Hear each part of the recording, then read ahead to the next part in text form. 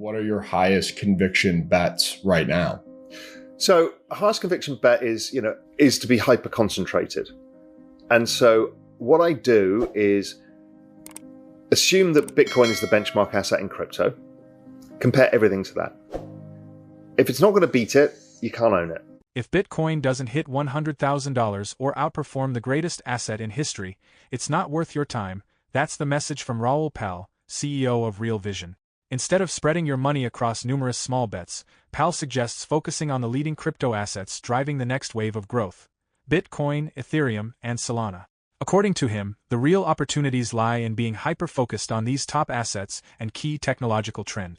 While meme coins might offer entertainment, strategic investments in Bitcoin ETFs, and tech giants like Tesla and Nvidia are where the potential for massive growth lies.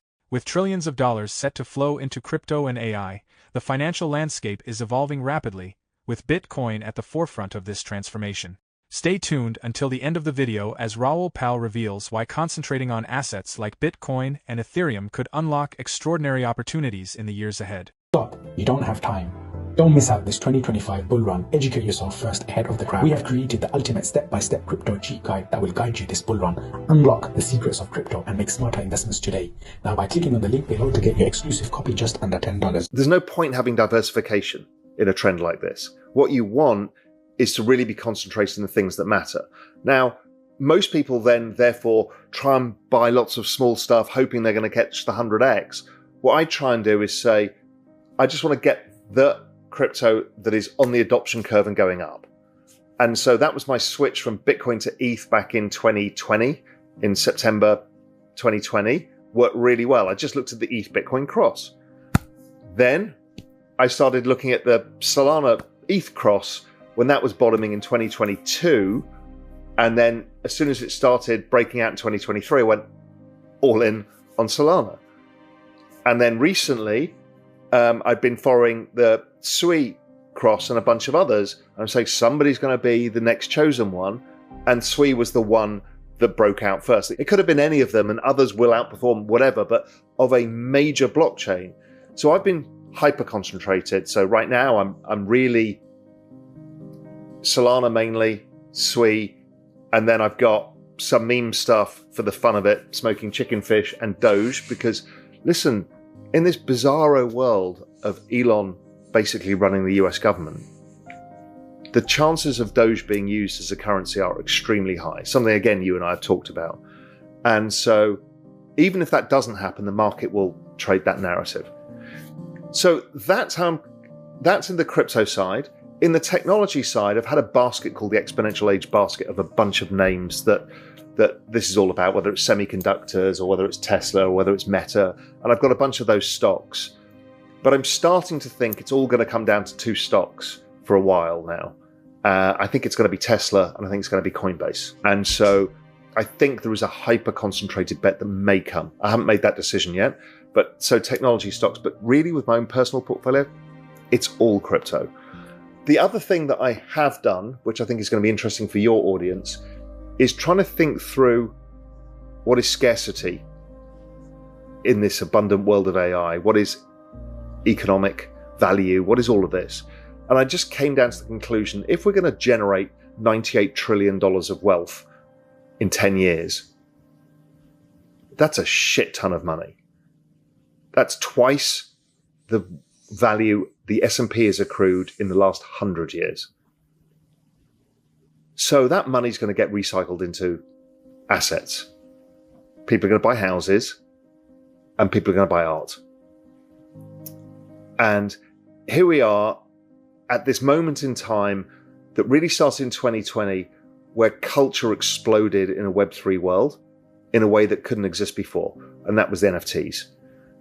And culturally relevant things from that moment in time are going to have huge relevance to people who've made $100 trillion. That's going to be the glory days, where it all started. This is the Genesis story, the lore that it all comes from. And so I just started buying Beeple and Xcopy. I'll probably broaden into other stuff, but those were the most relevant artists for me. And the reason being is I want something that's going to maintain value over time into this new world, when I don't know what other things how other things are going to be valued, or whether crypto gets to full adoption and then what happens. But the scarce assets will still become fought over by people with money. So that's the long-term play on how to do this. Meanwhile, on the lifestyle side, it's like, okay, you need to get your lifestyle sorted out in the next 6 years. And what I mean by that is, how do you want to live? Where do you want to live? Around whom do you want to live? And hopefully this economic opportunity that's been given to us out of crypto is going to give us the opportunities to make those decisions. You know, what kind of house I want to live in, you know, where that kind of flexibility that we have in the modern world, I think is the other most important thing, because then you feel somewhat more protected from turmoil. So that's how I'm thinking about this whole thing. So it's a whole trade for everything. It's life, money, wealth, health. Bitcoin recently surged to record highs above $113,000 following Donald Trump's presidential victory and speculations about pro-crypto policies. Many believe this is just the start of an explosive rally. Bernstein analyst Gautam Chugani predicts Bitcoin could soar to $200,000 by late 2025. Institutional investors are fueling much of this momentum, with 683,000 Bitcoin purchased via spot ETFs this year, 245,000 of those after the election. Jeff Kendrick, an analyst at Standard Chartered, anticipates global pension funds will continue buying as regulations under the Trump administration become increasingly crypto-friendly. Kendrick also targets $200,000 for Bitcoin by 2025, while some forecasts are even more bullish, projecting $225,000 by 2026. In the short term, Bitcoin bulls see pullbacks as opportunities, with Fundstrat analysts predicting a climb to $115,000 or even $120,000 by the end of 2024. With all these structural tailwinds, the Bitcoin bull run appears far from over. Now, let's return to Raoul Pal as he delves deeper into this promising outlook. The worst thing is to lose everything. You've gone through the cycles, you know the pain, and that's fine. The cycles we can deal with. A complete change of the economic system, we can't. Simply can't. And so just protect yourself from that. So I want to end this with a kind of rapid fire round of a nice little game called Underrated or Overrated. So Nvidia will be the first $10 trillion company. Overrated. Overrated. Do you think Tesla gets there first? Yeah. Okay. This one might be a bit of a layup given what we just talked about, but Mag 7 stocks outperforming the S&P 500 over the next 5 years. Underrated. It's clear. Underrated. I don't think we will, because we debase the currency away that stops us having a debt crisis, whether it's a public sector or private sector. And so we don't get the mass liquidity events that happen, liquidation events. And I think with the tilting of the economic scales in the way that's happening, the probability of a recession, just simple. I know this sounds la-la land until I explain to you Australia's not had a recession for 27 years. Why? It sells things people want, commodities, and its immigration rate's 3%. Well, that covers a lot of sins. So if we have an immigration rate from AI and robots, essentially population growth, the probability of having a recession is low. It doesn't mean we don't have business cycles. It doesn't mean some sectors can't go through recessions, but the overall economic recession, we didn't have one this time around, and we should have done. I'd argue we wouldn't have had one in 2020 either. I thought there was going to be one, but by 2019, the economic indicators were all recovering, and then we had COVID. So therefore, if that were the case, if 2020 wouldn't have happened, we didn't have one now, then we've not had a recession since 2008, which is when they started discovering the magic money machine. Which is when everything changed. And 2012 was the rise of Facebook and all of the Web 2 world, which changed everything. The economic machine is so different than it was. You know, Amazon and stuff like that. None of these companies existed. 12 years and everything changed. You know, Google, I mean, yes, some of these have been longer, 20 years, but in 20 years, we've gone from telephone directories and rotary phones to supercomputers in our pockets and a website that can deliver everything to your house within 2 hours. I mean, this is insane what has happened. And this is the only early part of the exponential curve. That's what people can't get their head around.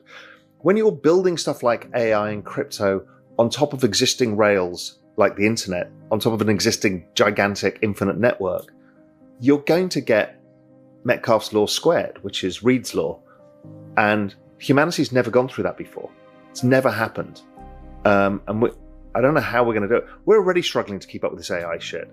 It's impossible to keep up with. We think it's hard enough to keep up with crypto and all the developments that happen. And AI is even faster and even more shocking every 3 months. The world basically gets reinvented every time. I mean, it's not long away where you'll be able to get it to create an entire movie in high definition. But then the other world that I think through is, what is this? This is what we're doing here is, yes, we're having a conversation, but this is a two to many. It's a broadcast. This is going to change because you will be speaking to my AI. In fact, the audience just speaks to my AI. It's a one-on-one experience. All of media goes to a one-on-one. In fact, everything goes to a one-on-one experience.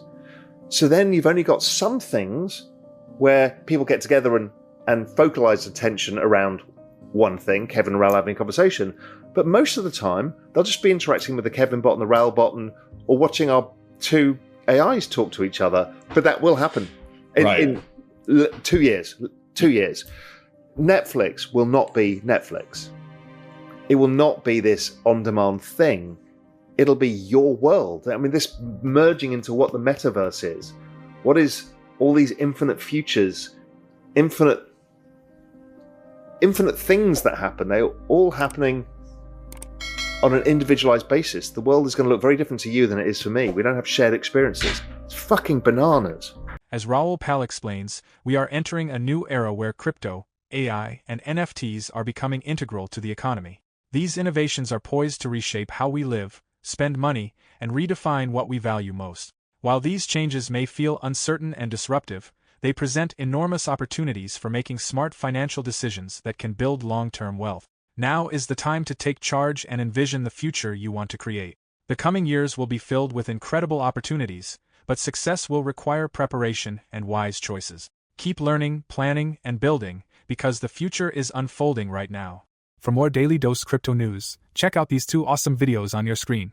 Click now and we will see you on the next video.